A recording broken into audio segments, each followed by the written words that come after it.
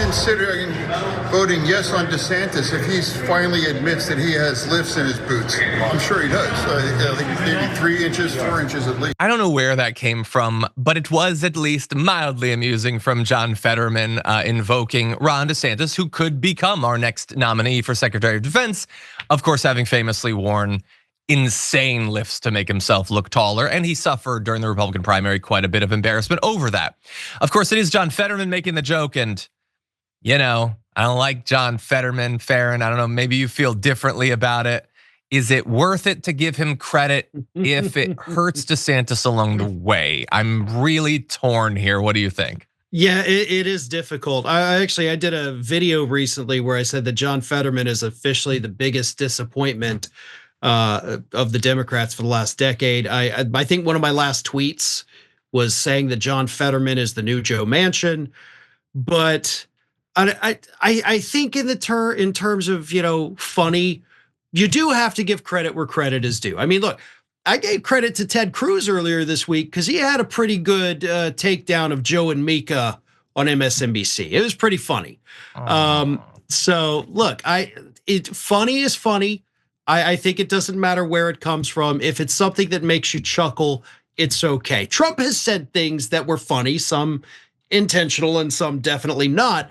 But funny is funny, and I do think it is important to remind everybody that Ron DeSantis basically likes to wear high heels to pretend that he's more of a man, and that's okay if that's his choice. That's fine. Because we're not going to ostracize him for it. I'm not going to try to push legislation to make it illegal for him to be around children. I'm okay with that if that is who he is as a person, but he needs to be honest with himself that, look, he's a short guy. I'm not tall. So look, I'm bald too. I'm also overweight, and I accept those things about me, and he needs to accept himself as well. Yeah, we all accept our limitations. I wish I was taller than 6'4", but I'm just 6'4", and I accept that at this point. Don't wiki that. But yeah, I agree. If we put up this image once again, like he decided, he wants to be taller. This is obviously an artist's rendition of how these heels have worked for him. What you are seeing there, all jokes aside, is gender affirming style choices for Ron DeSantis. He thinks that being taller would make him more masculine, and so he's wearing high heels so that he feels more masculine. That doesn't actually hurt anyone at all. I mean, it hurts his feelings when it's discovered and he's mocked relentlessly online. I'm perfectly fine with that. There's probably a little bit of heel pain. Yeah, maybe.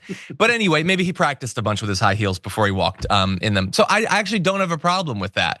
What I potentially have a problem with is him becoming Secretary of Defense, and less about him being Secretary of Defense, at least in comparison to Pete Hegseth, because I don't see how you could be worse than Pete Hegseth, but more about my fear about how he'd get the position. I know why he wants the position.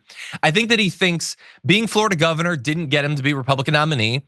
Maybe if he was Secretary of Defense, then he'd look like a big tough guy next time around and he could become the Republican nominee or whatever. But like my fear is, and I think a lot of people are thinking about this, Farron, if Trump is gonna be like, okay, I'll make you the nominee, you're making Laura Trump the next senator of Florida. And they are 100% ambitious and corrupt enough to do that deal. What do you think about that possibility? I think 100%, and I'm also gonna add another layer to it because I think there's another person in Trump's ear suggesting this, and that is a man who recently found himself unemployed, but who wants to be the governor of Florida, Matt Gaetz. Gaetz, as we know, I didn't even think about it. He still has a direct line into Trump. He says that he is still talking with him.